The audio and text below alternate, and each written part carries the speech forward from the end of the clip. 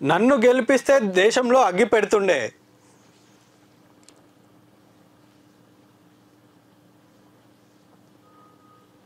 Right. ఇక్కడ నిన్న కరీంనగర్ సభలో కేసీఆర్ ఏమన్నాడంటే, నన్ను గెలిపిస్తే దేశంలో అగ్గి పెడుతుండే, మోసపోయి కాంగ్రెస్ పార్టీని గెలిపించారు, 300 పిల్లలలో 2 కుంగిపోతే నేరమా?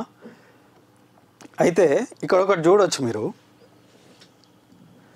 నన్ను గెలిపిస్తే దేశంలో అగ్గి పెడుతుండే అని మాజీ ముఖ్యమంత్రి కేసీఆర్ గారు అంటున్నారు.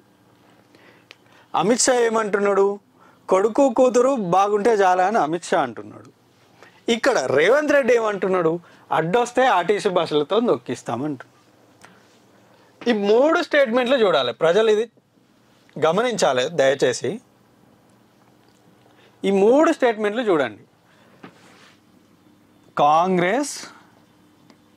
కాంగ్రెస్ ఏమంటుంది, అడ్డొస్తే ఆర్టీసీ బస్సులతో నొక్కిస్తాం, ఇది కాంగ్రెస్ స్టేట్మెంట్.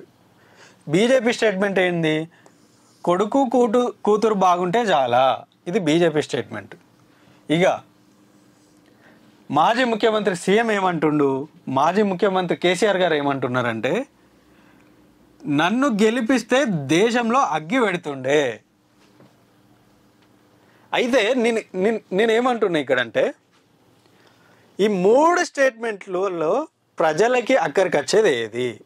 ఆర్టీసీ బస్తో నొక్కిచ్చేది ప్రజలకు అక్కడికి వచ్చేదా, లేకపోతే ఈ స్టేట్మెంట్ ప్రజలకు అక్కడికి వచ్చేదా, లేకపోతే ఈ దేశంలో అగ్గిపెట్టుడు ప్రజలకు అక్కడికి వచ్చే ముచ్చటనా? ఇది ఈ 3 ప్రజలకి అక్కడికి వచ్చే ముచ్చట ఏది? ఏది లేదు. ఇవన్నీ వాళ్ళ సొంత ఎజెండా. ఏదో అక్కడికి వచ్చి మాట్లాడాలి, కొంచెం షో చేయాలి, పోవాలి.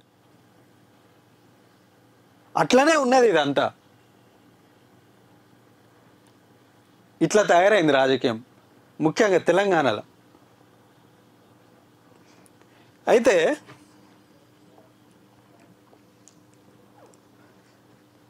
ఇక్కడ 300 పిల్లలలో 2 కుంగిపోతే నేరమా?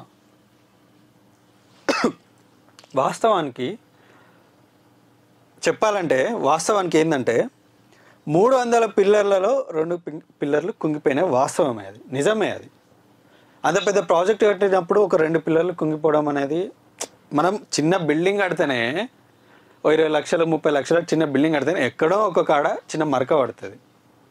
దాన్ని మనం ఏం చేసుకుంటాం, ఏం చేస్తాం, దాన్ని మళ్ళీ రిపేర్లు చేసి మళ్ళీ ఇల్లు చక్కదిద్దుకుంటాం. దీన్ని కూడా ఈ 2 పిల్లర్లని కాంగ్రెస్ ప్రభుత్వం రిపేర్లు చేయించి నీళ్ళు వదిలితే ఏమో, దాన్ని ఎట్లా వాడుకుంటున్నారు వీళ్ళు అంటే, రాజకీయంగా వాడుకుంటున్నారు. కాళేశ్వరం అనేది ఏం లేదు, కాళేశ్వరం పని అయిపోయింది, అది పెద్ద స్కామ్ ప్రాజెక్టు. స్కామే కావచ్చు, సరే స్కామే కావచ్చు, మరి అన్ని డబ్బులు ఖర్చు పెట్టినందుకైనా కూడా ఒక 2 పిల్లర్లు కుంగిపోయినాయి కదా, వాటిని రిపేర్ చేయించి నీళ్ళు వదిలితే ఈరోజు తెలంగాణలో చాలా జిల్లాలలో రైతులు వాళ్ళ పొలాలకి నీళ్ళు అందక కొన్ని ఎండిపోతున్నాయి. కొందరైతే నిన్ననో మొన్ననో సిరిసిల్లలో అగ్గి పెట్టిర్రు, నీళ్ళు అందక ఎండిపోయింది పొలం మొత్తం. ఎండిపోతే నిప్పు అంటించారు పొలానికి. దీన్ని రాజకీయం చేయకుండా ఈ 2 పిల్లలని మీరు రిపేర్ చేయించి నీళ్ళు వదిలితే ఈరోజు సరే 100కి 100% కాకపోయినా ఒక 50% రైతుల కన్నా మేలు జరిగేది కదా. ఎందుకు దాన్ని రాజకీయం చేయాలి? రాజకీయం ఇప్పటికైనా కూడా ఆ 2 పిల్లలని రిపేర్ చేపిస్తే, అయితే కేసీఆర్ ఒక విజన్ తోటి కట్టిందని. వాస్తవానికి ఎప్పుడైతే ఇట్లాంటి ఎండాకాలంలో ఈ బోర్లు బాయిలు ఇవన్నీ ఎండిపోయినప్పుడు కొంచెం నీళ్ళు వదిలితే ఒక 50 to 60% రైతుల కన్నా మేలు జరుగుతుంది అని ఒక విజన్ తోటి కట్టిండు. అయితే ఏమైందంటే, కరెక్ట్ ఆ విజన్ ఇంప్లిమెంట్ చేసే టైంకి ఆయనను కుర్చీలోకి వెళ్ళి పక్కకు తప్పించారు ప్రజలు. ఇక ఈ కుంగిపోయిన 2 పిల్లలను పట్టుకొని ఈ కాంగ్రెస్ ప్రభుత్వం రాజకీయాలు చేస్తున్నది. ఇక దేనికి పనికిరాదు అన్నట్టు. వాస్తవానికి ఇప్పుడు హైదరాబాద్లో కూడా ఎట్లుందంటే, అటు రైతులే కాదు ఇటు హైదరాబాద్లో కూడా ఎట్లుందంటే, బోర్లు ఆన్ చేస్తే నీళ్ళు పోతలేవు, బోర్లు భూగర్భ జలాలు తగ్గిపోయినాయి. ఇక అటు రైతుల పరిస్థితి ఇంకా హీనంగా తయారైంది. ఆ నీళ్ళు ఈ 2 పిల్లల్ని రిపేర్ చేయించి ఆ నీళ్ళు ఏదైతే వదిలితే కొంతవరకన్నా ఆ ఏరియా వరకు ఆ భూగర్భ జలాలు అడుగంటకుండా కొంచెం ఉండే ప్రయత్నం చేస్తే అయిపోతుండే కదా. ఎందుకు దాన్ని ఇప్పుడు మీరు ఇవన్నీ చేస్తున్నారు కదా, ఇక్కడ కట్టిన కేసీఆర్కి నష్టం జరుగుతుందా, లేదు అని అంటే మాట్లాడే రేవంత్ రెడ్డి గారికి నష్టం జరుగుతుందా? వీళ్ళిద్దరికి ఎవరికి జరుగుతలేదు కదా. నష్టపోయేది ఎవరు? రైతులే. మీ ఇద్దరి మధ్యలో నష్టపోయేది రైతులే.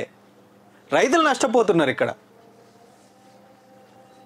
సో దయచేసి మీది ప్రజాప్రభుత్వం, దయచేసి ఈ రాజకీయం చేస్తే చేయండి.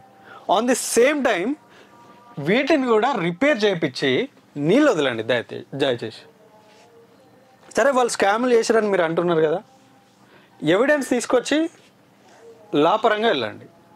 వాళ్ళని జైల్లో పెడతారా లేకపోతే ఇంకేమైనా చేస్తారా మీ ఇష్టం. సో మొత్తానికి ఇది రాజకీయం, ఇది జరుగుతుంది.